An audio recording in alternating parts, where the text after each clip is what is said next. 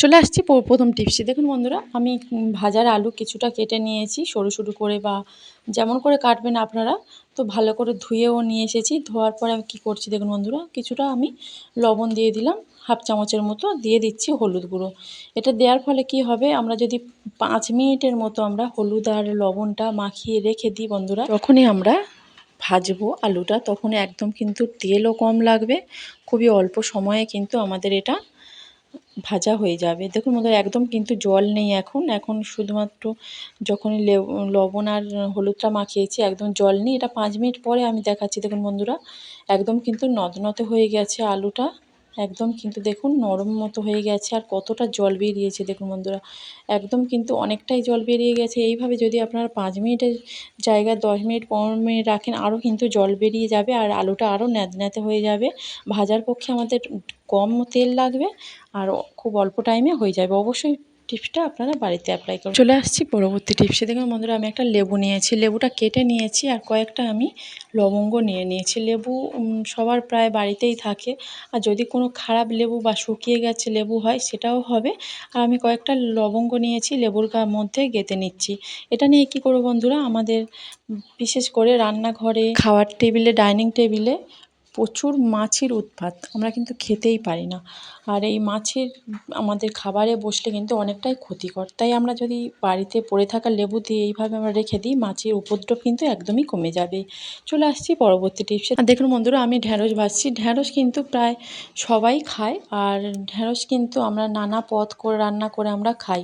আর অনেকেই কী করে, ঢ্যাঁড়স কিন্তু খেতেই চায় না, একটু হরহরে পিচ্ছিল ভাব হয় বলে। তাই দেখুন বন্ধুরা, ভাজার সময় যদি একটু আমরা লেবুর রস দিয়ে দিতে পারি, খুব 1 চামচের মতো আমি লেবুর রস দিলাম।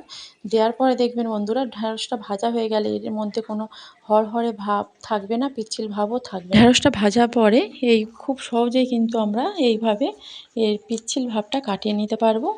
আর দেখুন বন্ধুরা, একটু ঢাকা দিয়ে রেখেছিলাম, ঢাকা দিয়ে একটু ভাজা ভাজা আর একটু হয়ে গেল। তো এটা আমি তুলে নেব, আর এখন দেখাচ্ছি বন্ধুরা, একদম কিন্তু ঝরঝরে হয়ে গেছে, কোনো পিচ্ছিল ভাবও নেই। এইভাবে আপনারা যখনই ভাজবেন বা কোনো তরকারি করবেন, ভাজার সময় একটু লেবুর রস দিয়ে দেবেন, দেখবেন আপনাদের ঢ্যাঁড়সটা খেতেও সুন্দর লাগবে আর কোনো পিচ্ছিল ভাবও থাকবে না ঢ্যাঁড়সের মধ্যে। অবশ্যই টিপসটা অ্যাপ্লাই করবেন। চলে আসছি পরের টিপসে।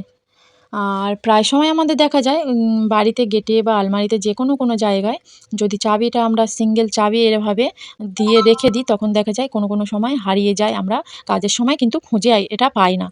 আর চাবি রিং অথচ তখন হয়তো কেনা হয়নি, তখন কি করব, আমরা যদি সেফটি পিনের ভিতর এইভাবে রেখে দিয়ে যতক্ষণ না আমরা চাবির রিংটা কিনছি ততক্ষণ যদি আমরা এটা এইভাবে রেখে দিই, তাহলে কিন্তু আমাদের চাবিটা কোথাও হারিয়ে যাবে না। আর যেভাবে যেখানে রেখে দেবো সেইভাবেই থাকবে। এটা যেকোনো জায়গায় ঝুলিয়ে রেখে দিতে পারেন। চলে আসছি পরের টিপসে। আর অনেক সময় দেখা যায় অনেক দিনের যে ব্যাগগুলো আমাদের থাকে পুরাতন হয়ে যায়, কিন্তু ভালো থাকে। আর ওর চাবিটা জং লেগে কিন্তু খারাপ হয়ে ভেঙে পড়ে যায়। আর চাবি না, যে চেনটা থাকে জং লেগে খারাপ হয়ে পড়ে যায়। সেটা কিন্তু ভেঙে গেলে আমাদের তো ব্যাগটা ভালো আছে আর বাদ দিতে পারি না। তখন আমরা কি করব? দেখুন আমি সেফটি পিন নিয়েছি। ওর মধ্যে একটা ফাঁক মতো থাকে, তো ওর মধ্যে দিয়ে আপনারা বুঝতেই পারছেন কিভাবে দিয়েছি।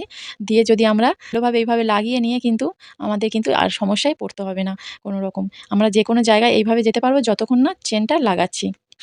তো কেমন লাগলো টিপসগুলো বন্ধুরা, অবশ্যই কমেন্ট করে জানাবেন। ভালো লাগলে অনেক শেয়ার করে দেবেন। চলে আসছি পরবর্তী টিপসে। দেখুন বন্ধুরা, আমি কিছুটা ঢ্যাঁড়স নিয়েছি, কয়েকটা 2-3টে ঢ্যাঁড়স আমি একসঙ্গে কাটার জন্য নিয়েছি আর কেটেও নিচ্ছি। দেখুন বন্ধুরা, কতটা কিন্তু দেরি হয়ে যাচ্ছে এইভাবে কাটতে গেলে। এইভাবে কাটলে কিন্তু আমাদের ঢ্যাঁড়স কাটতে অনেকটাই সময় লেগে যাবে, আর একটা করে কাটলে তো আমাদের সময়টা অনেক কিন্তু নষ্ট হবে।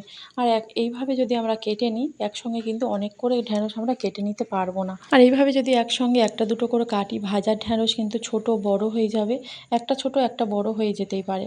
আর দেখুন বন্ধুরা, আমি এইভাবে যদি কেটে নিই তাহলে কিন্তু কোনো রকম আমাদের সময়টাও কম লাগবে আর কোনো রকম দেরি হবে না। আর একসঙ্গে কিন্তু কম সময়ের মধ্যে অনেক ঢ্যাঁড়স আমরা কেটে নিতে পারবো।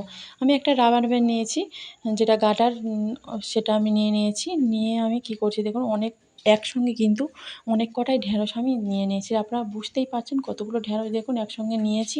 নিয়ে রাবার ব্যান্ডটা ঢ্যাঁড়সের মধ্যে দেখুন এইভাবে দিয়ে দিয়েছি পরিয়ে। দেওয়ার পরে কিন্তু একসঙ্গে কেটে নিচ্ছি, সমানও হবে যেগুলো কাটছি আমি। দেখুন আপনারা, সামনের দিকগুলো আমি নিয়ে নিলাম, বাদ দিয়ে দিলাম। দেওয়ার পরে দেখুন এইভাবে আমরা যখনই কাটবো, দেখুন একদম কিন্তু সমান হচ্ছে, কোনো ছোট বড় হচ্ছে না, একই সাইজে কিন্তু আমরা কাটতে পারছি। আর একই টাইমের মধ্যে আমি কতগুলো ঢেঁড়স একসঙ্গে কেটে নিচ্ছি দেখুন বন্ধুরা। আর রাবার ব্যান্ডটা এইভাবে একটু হাত দিয়ে সরিয়ে সরিয়ে দিলে কিন্তু একসঙ্গে অনেক ঢেঁড়স আমরা কেটে নিতে পারবো। দেখুন বন্ধুরা কত কম টাইমের মধ্যে আমি কতগুলো ঢেঁড়স একসঙ্গে কেটে নিলাম। আর আপনাদের সামনেই কাটলাম, আপনারা বুঝতেই পারছেন কতটা কম টাইমের মধ্যে আমি কেটেছি। আর দেখুন কতগুলো কেটে নিয়েছি, আর সামনের দিকটা আমি বাদ দিয়ে দিয়েছি। এইভাবে কিন্তু আপনারা যখনই ঢেঁড়স কাটবেন, এই একটা গার্ডার যদি বাড়িতে থাকে, সেই গার্ডারটা নিয়ে আপনারা কেটে নেবে। এই সবজিটা কিন্তু অনেক কম টাইমের মধ্যে, আমাদের সময়ে কিন্তু একদম নষ্ট হবে না, কম টাইমের মধ্যে কেটে নিতে পারবো। আর অবশ্যই আপনারা এই টিপসটা আপনারা অ্যাপ্লাই করবেন। যদি এরকম মোটা রাবার ব্যান্ড থাকে, একটু সরু যেগুলো পাতলা হয় রাবার ব্যান্ড গার্ডার হয়, সেটা আপনারা নিয়ে নিতে পারেন। সেটা নিলেও কিন্তু কোনো অসুবিধা হবে না, একই টাইমের মধ্যে কিন্তু অনেকটাই আমরা ঢেঁড়স কেটে নিতে পারবো।